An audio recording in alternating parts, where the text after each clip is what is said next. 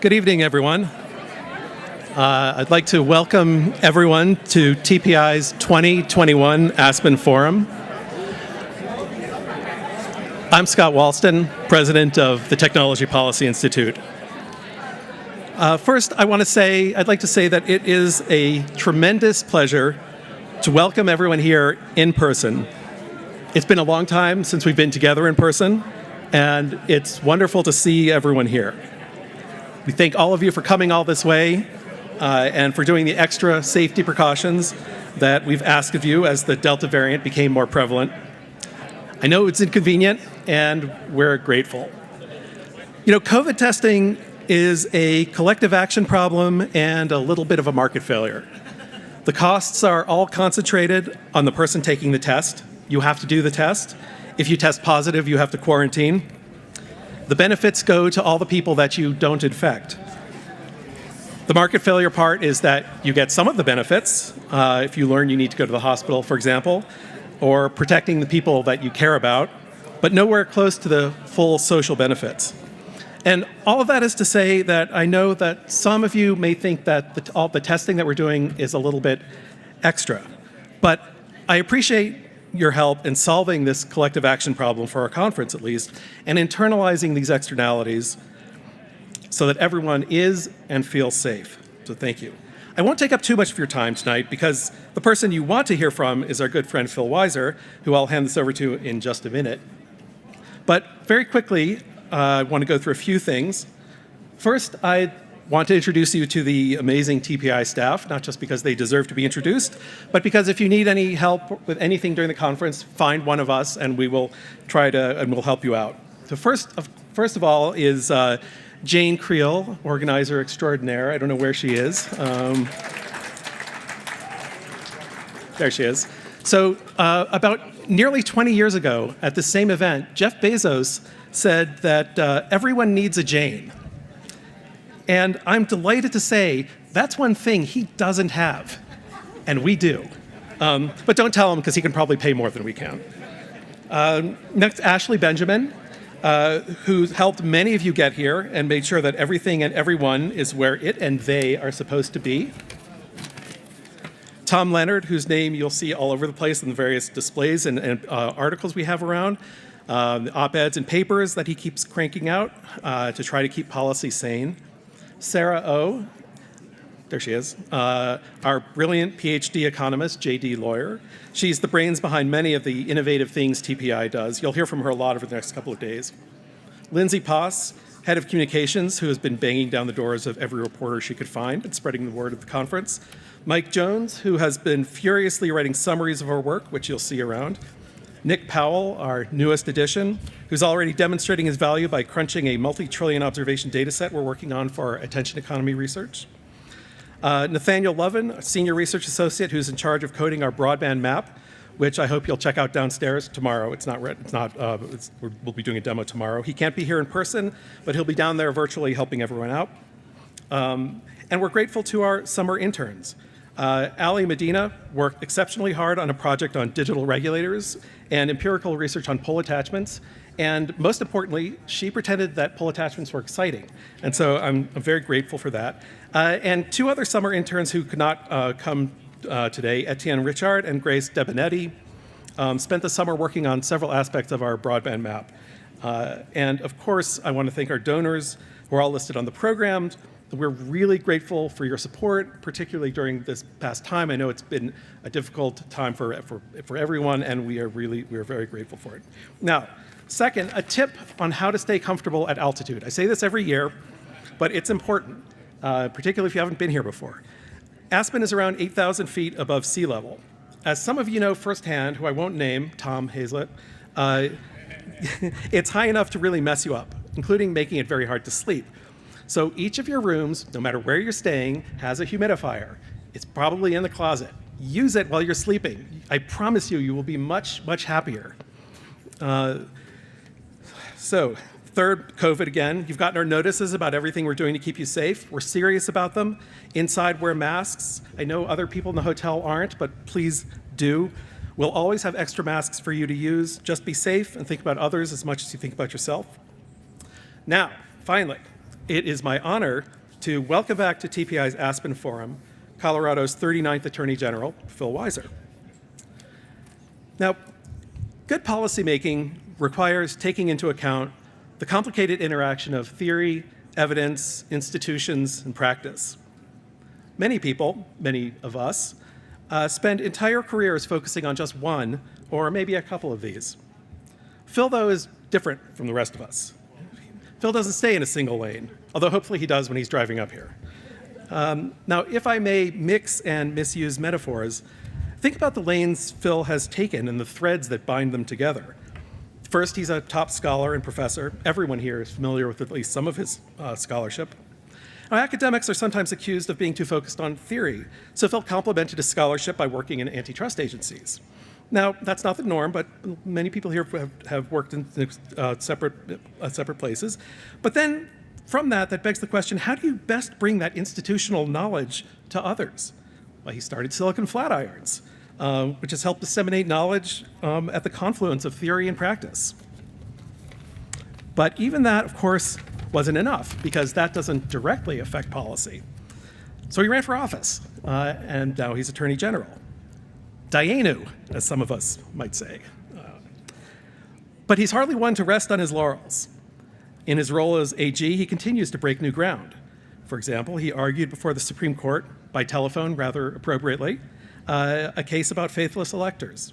Who knew then that it would be an early salvo against a disconcerting effort to undermine our democracy? He's leading a group of states in a major antitrust lawsuit against a company that I won't name, but I'll just say rhymes with schmoogle.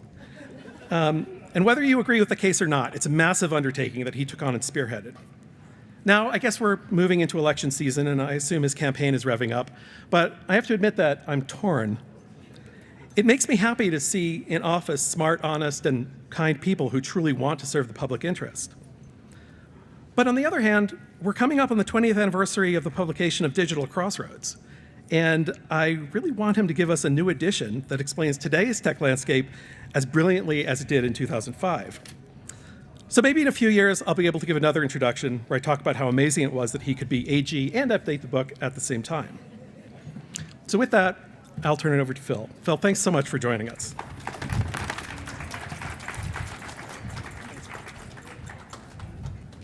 I have to say I've been introduced a lot, but never with a reference to Dayenu. Thank you, Scott. That was awesome. And thank you to TPI. It's very meaningful to be here. And I will say, not just seeing your rigorous adherence to model COVID protocols, but explaining them with economic jargon on top of it, really special.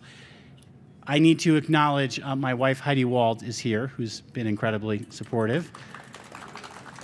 And my parents, David and Esther Weiser, as well. And I will give away the secret that Howard Shalansky will be taking the baton for that next edition of Digital Crossroads. So someone give it up for Howard on that. The work that we have and that we do here is really important. I take it seriously, and I do feel, in a way, this conference and the Silicon Flatirons conference held in February are nice Colorado opportunities to bring DC out for meaningful conversations. I should acknowledge Amy Stepanovich is here, who's the new executive director of Silicon Flatirons, doing a great job. Amy, thank you. And as much as I want to talk about the institutional challenges of technology policy, I am instead drawn to the institutional governance challenges more broadly. What I want to visit about is the fact that if we don't have functioning national governance, it is going to be a huge impediment to our nation's effectiveness. And I want to tell a tale of two worlds. I'll start with the world of Washington, D.C., where many people live in, and I'll acknowledge that with some people here, we worked on the concept of a privacy bill of rights, circa 2011. We have yet to see Congress pass comprehensive data privacy legislation, despite strong bipartisan support. In Colorado this past year, and I should note we have our former Speaker of the House, Casey Becker, here, we passed in the state Senate unanimously bipartisan data privacy protections. And our office will be charged with implementing them in a responsible, effective manner. We also have worked long and hard at the national level on issues around cybersecurity. And this year we saw some wake-up calls, the Colonial Pipeline hack, for example, or the JBS cybersecurity hack. We haven't seen legislation nationally around cybersecurity, but we have passed it here in Colorado. And our office is working both on data breaches and on data security to raise the level of preparedness. We also have a range of other challenges. How do we elevate policing? How do we protect the dreamers? And Congress's inability to operate in what used to be called regular order is a problem for governance. In the 1980s, the Telecom Subcommittee had a chair from Colorado, Tim Wirth, had a minority ranking member from Iowa, Tom Talkey. These were two dedicated public servants who worked together in dialogue on legislation and passed laws like the 1984 Cable Act. And before that, to your point about pole attachments, the 1978 Pole Attachment Act. That's what public policy making should look like. But what I want to tell you is we cannot give up hope. And in fact, when you look at what's happening at the state level, take Colorado, for example, you can see what hope looks like, which is regular order. People working together across party lines in dialogue with one another to solve important problems. In my experience in Colorado, we've worked on a number of important legislative initiatives in our office, from criminal justice to consumer protection to competition to environmental protection and more. Every single piece of legislation has been bipartisan. What I also get to live in the world of state attorneys general. When 47 of us sued McKinsey for their conduct related to the opioid epidemic, seeking to turbocharge the distribution of dangerous drugs that have caused so much damage. 47 state attorneys general. In lawsuits against Google and Facebook, again, in the 40s, across both parties, people working together in dialogue, in collaboration. After what happened on January 6th, 47 state attorney generals, led by a number of states, including Colorado, condemning the attacks and calling for accountability. That's our norm as state attorneys general. And so a question we all have is, how do we celebrate that norm?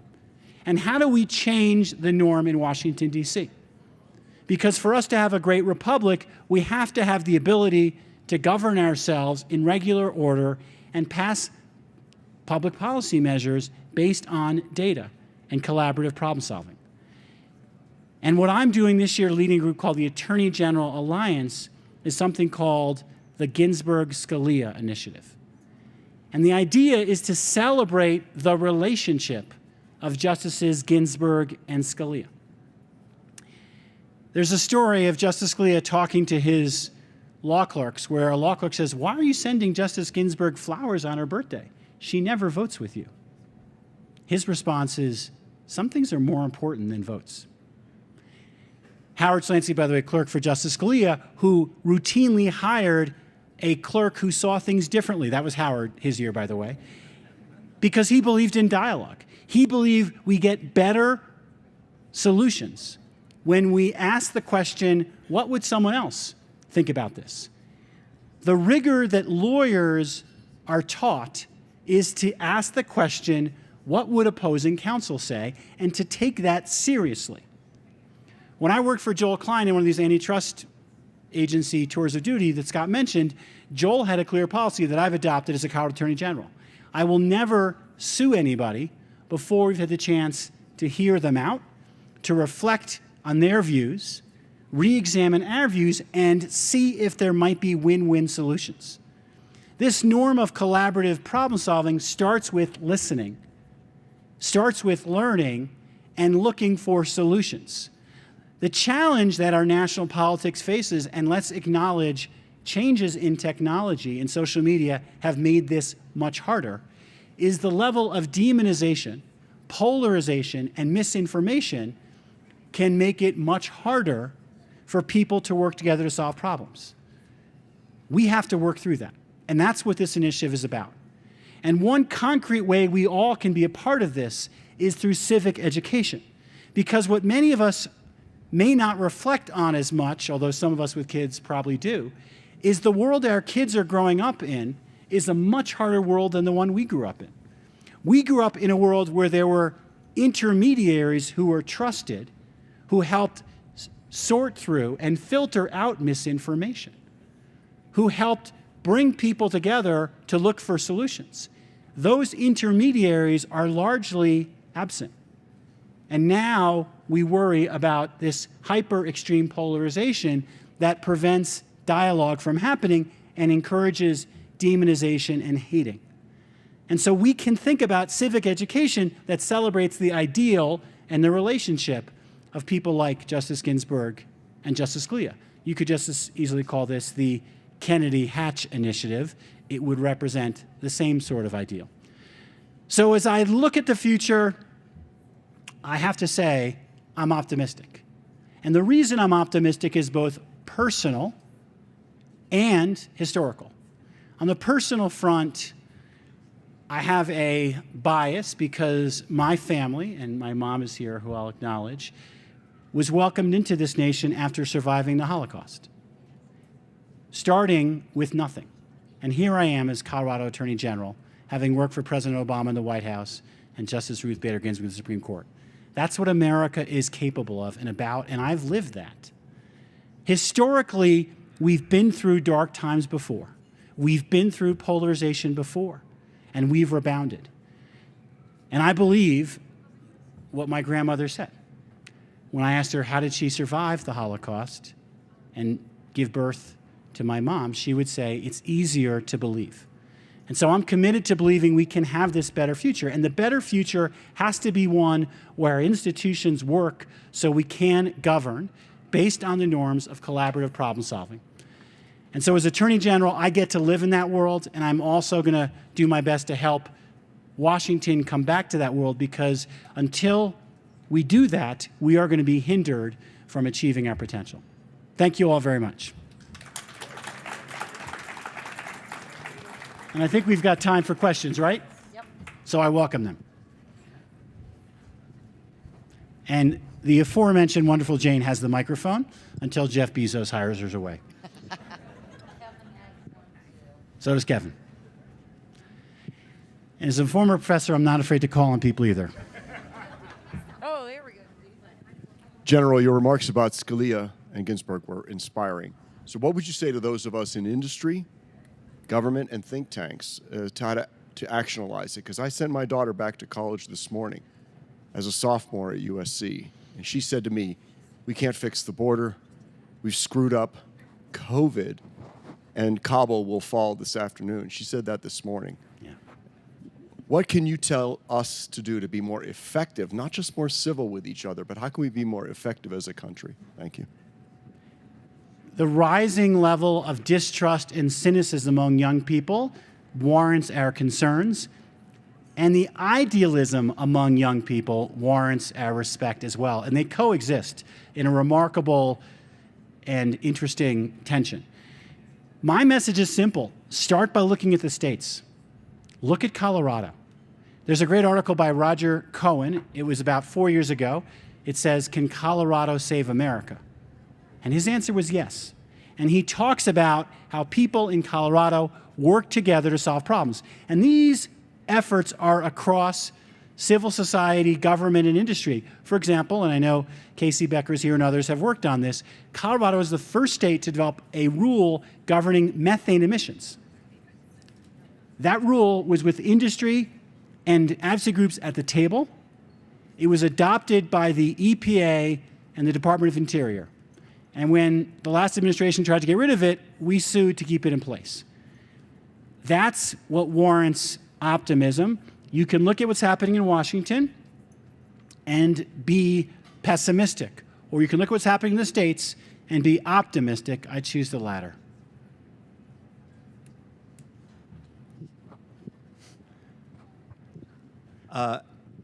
I really appreciate your optimism. I'm sure everyone here is glad to hear it. And you're right, there are some bright spots at the state level. but the state level is different. It hasn't been completely poisoned by the culture wars that have poisoned Washington. Most states, maybe all states, don't have the kind of filibuster that has made it impossible for Congress to legislate. I don't see a lot of optimism, room for optimism at the federal level. I think things are becoming more dysfunctional rather than less. And I'm curious, if you take off your optimist hat, what advice would you give us about how to deal with the Washington as it is, not as you would have it be? And what would you say to those of us who think that it seems to be getting worse all the time? When Henry Kissinger joined Zhou Enlai, who was then the foreign minister for China, he asked Zhou Enlai, "What's your view of the French Revolution?" Zhou Enlai's answer, this was 1969, 70, "It's too soon to tell." So I know in the middle of it right now, it looks really dark. And my message is we've lived through dark times before. It looked really dark in 1860. And I don't know if this year will be looked at, or particularly January 6th of this year, in the same sentence as what we went through in 1860. It might well. We managed to come back from that. And so I'm going to believe we'll come back from this. And you're right that tribalization and demonization undermining sound public policy making is a cause for real concern. Now, there are some efforts below the radar screen. We're seeing an infrastructure bill that will provide funding for broadband infrastructure and water infrastructure that's sorely needed. A very, very modest step forward. But we're all seeing lots of other legislation that the American people overwhelmingly want to see not happening. And part of what worries me is if individual standing next to you's daughter says, "I'm just going to absent from politics entirely." That becomes a self-fulfilling prophecy or a vicious cycle. And so I would just say we've got to stay engaged, and we've got to keep believing that we're going to get through this. Because once we give up hope, then all hope really is lost. And when good people give up hope, then hope really is lost. And I can tell you from the worlds that I live in Colorado and with state AGs, there's plenty of hopeful signs and bright spots.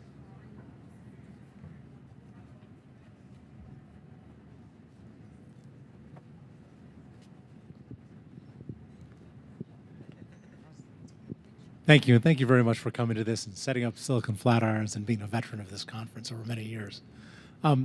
Interested in your view on one of the few areas of bipartisanship, which is opposition to big tech, for different reasons in both parties, but that's still there. And drawing on your past background, what's your interpretation of that, and what do you think that predicts for the future? Let me note something that I forgot to say earlier, which I should say, because many of us here were involved in it. When I was working for President Obama and we weren't getting action on data security or on privacy, we did manage to pass the Spectrum bill. And I know that we have some folks like Neil and David over there who were doing a ton to make that possible, as long as many people here. And what I would say that story is a story of putting together good policy, hard work, and true collaboration to do something good for the nation, which is a story we need to remember. With respect to big tech, I think this is a moment that feels a lot like what we might have felt around 1900, which is a level of concentration in the economy. And you may have seen statistics about the growth in these sectors, the level of concentration in these sectors, the lack of competition. And so that's creating a level of nervousness, because when individual companies have a great ability to control issues related to individuals' data, competition, or democracy, that creates a lot of nervousness. Part of what is concerning right now, and this may be different than 1900, is do we have the national political infrastructure to develop institutional responses to the growth of technology platforms. And that's the basic point of my talk. We need that political infrastructure to solve problems, to create a regulatory framework for entities that act in ways, wait for it, that affect the public interest, which is a phrase we've long heard.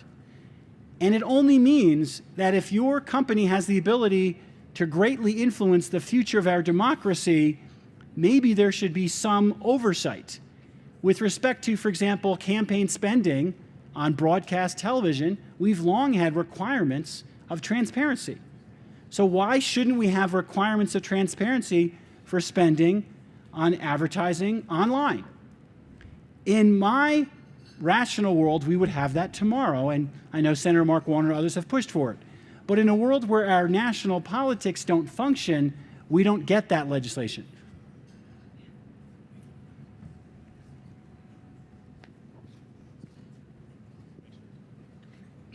Hello.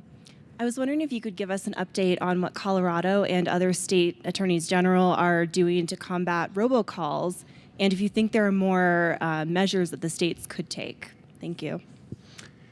Thank you. And I know Barron was talking about bright spots. It's worth noting that we have had bipartisan collaboration on robocalls. As my wife likes to say, everybody hates robocalls. And I will allow someone else to remind me, did anybody vote against the Trace Act in Congress when it passed? I'm not sure if anyone did. What that law sought to do, and we just filed comments, a number of state AGs on this, is to create a standard, shake and stir. I've often joked it must have been a James Bond fan who came up with that one. It would require sourcing of all calls, so you could create more authentication and you'd know if a call was a spam call. The major carriers are now implementing this. The major challenge is giving some other smaller carriers, I think it's 2 more years to do it or something like that, is a loophole that, to my mind, is an invitation to mischief. And so if we can move that up, and we filed requesting swifter action on that, it will make a difference. I believe we have seen for the first time in a very long time, and I know it's modest, but a 3% decrease in robocalls month over month. The bad news is we're now seeing things like more texting that is also fraudulent. And so one challenge we have is to both develop tools like this technology I mentioned to cut back on robocalls, but also consumer education, because not unlike the civic education challenge I mentioned, consumers are in a much harder world than they were 30 years ago. There's so many more avenues you can be assaulted or spammed or defrauded. You've got to continue to have what I often refer to as constant vigilance. Thank you. So in terms of your Scalia-Ginsburg initiative, if you're RBG, which Attorney General is Justice Scalia, and what specifically have you learned from them, and did you learn anything in terms of putting together the complaints against Google and Facebook? So I'll try to answer, I think there's 3 or 4 questions in there. And so I'll get to pick a couple. So Doug Peterson is the Attorney General for the state of Nebraska. So I'll use him as my first answer because he was my partner. Together we lead the case against Google. Doug actually called me up not long after I was elected and said, Phil, I hear you know something about antitrust. We're concerned around some of these major technology companies. Would you be willing to spend time on this? And I told my team not long after, yes, I know there are these antitrust issues, and that's my background, but I really don't want to get too caught up in that because there's lots of other important work to do. Well, needless to say, Doug was very persistent, and we worked this carefully, thoughtfully, creatively, and have brought on John Sallett, who many of you know, also Bill Kavanaugh, both of whom are former Deputy Assistant Attorney Generals that were at the federal level. And one of the opportunities in this case is the level of collaboration between the feds and the states can be one of true partnership. Because I truly believe our state effort, we are bringing our A game. And I have heard at times the feds sometimes being patronizing or condescending or suspect about the states. in everything I've been involved in, whether it's robocalls or antitrust litigation, I'm really proud of what the states are doing. And one thing I've learned from Doug is diplomacy skills. He's a master diplomat, incredible in terms of his willingness to put in time and effort, and he's a true public servant. I want a second choice because it turns out Doug, Lawrence Wallsten from Idaho, and then Carl Racine, who's the head of the National Association of AGs, the four of us worked on this letter we did after January 6th. I thought it was really important because January 6th, and Scott referred to it, is such a dark day in our history. We needed to call out what had happened as so fundamentally wrong and un-American. And Lawrence's level of principle over partisanship is an extraordinary model. For those who've not read Lawrence Wallsten, Republican from Idaho's statement about the litigation from Texas that would seek to overturn the Electoral College at the U.S. Supreme Court, it is a model. And when we had this convening in Colorado Springs talking about the Ginsburg-Scalia initiative, Lawrence stole the show, and we put up a blog post on our website about this initiative. And part of what makes Lawrence so special is the way he truly celebrates that collaboration among state AGs. It is a truly sacred norm that he embodies better than anybody I know. One more thing, too. We need to see leaders talk positively about other leaders from a different political party, because that reduces that polarization and helps us see one another as people, not as some foreign enemy threat. COVID-19 has laid bare a lot of the inadequacies that exist in our digital infrastructure. I was just wondering, what kind of initiatives do you support in Colorado and perhaps even more broadly to assist those most impacted by the digital divide? We need to learn a lot from COVID-19. For those who've not read Michael Lewis's The Premonition, I would commend it to you, at least as one source of learning. The broadband gap that existed before COVID-19 became, as you put it well, so painful in the wake of COVID-19. I should acknowledge Commissioner Mignon Clyburn, who's with us, who was an incredible leader and has remained an advocate around programs like our Lifeline program, where she was sounding the alarm that if we don't give people access to this critical infrastructure, we are going to regret it. What happened to school kids during COVID-19 is a pain point that we are only beginning to come to terms with. There are schools whose children who are learning stopped learning because they didn't have broadband access.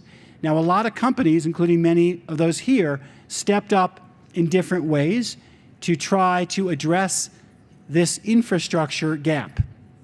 We in Colorado filed a petition, which I know the FCC is still looking at, suggesting that E-rate funds could be used to support learning at home when your school was at home. And for those who thought that petition was completely moot, obviously we're now seeing it might not be. And what this means is the online learning gap, people talked about it before as the homework gap, kids having to get their homework done in a McDonald's parking lot. It became a classroom gap. And the challenge is we're not going to get that learning back. So broadband is a national imperative. That's been something I've been working on for a very long time. I mentioned the infrastructure bill that's going to help address this. It will enlist states to help do this. I don't think anyone here doesn't see how imperative it is. But as per tomorrow's conversation, we can't miss this opportunity. We have been confronted so plainly with why we need to address it. Now's the time to address it. Hi, you mentioned the Facebook antitrust case, and I just wanted to ask you what your response was to the court's dismissal of that case, and if you could share any more detail about the state attorney's general plan to appeal. Thanks. On the second point, I can't. On the first point, I can say the following. Congress made a decision to elevate state attorneys general's enforcement of federal law to the plane of federal antitrust enforcement. And this has come up in different contexts, including, and I've written about this, the recent Sprint T-Mobile merger, and before that Microsoft. In both cases, the question was presented, well, if the federal government antitrust authorities think one thing, why should we care what the states think? And in both those cases, the answer was because the states are sovereign enforcers of federal antitrust law and deserve to be heard. And that's my basic answer. The states are sovereign enforcers of antitrust laws, deserves to be heard. I believe that at the end of the day, whatever process that takes, that's where we need to and should end up. We in the states, like I said, are committed to effective antitrust enforcement, and we're going to keep at it.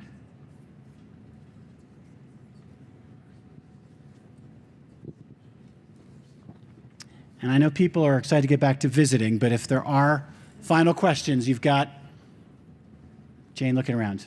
Is there a last question? Any more? Going once? Going twice? Sold to Scott.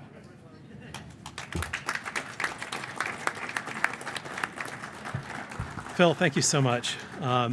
I just have one quick thing to say and let everybody get back to their conversation. So we'd like to believe that everyone is here for the great speeches like Phil just gave and the arguments and debates that we'll be having over the panels tomorrow. But I also know that you're here to hike and do other things like that. So working backwards, we want to make sure we're going to stick to the time tomorrow. So to make sure we get everything done so you can go have fun and meet with people, going backwards, we're starting at 7:30. Breakfast will be out here. Not inside like we normally do, but breakfast will be here in the courtyard. And then after that, we'll be going downstairs where you'll see things are spread out a little bit more. So with that, have a good evening. And we'll see you later this evening and tomorrow morning, 7:30.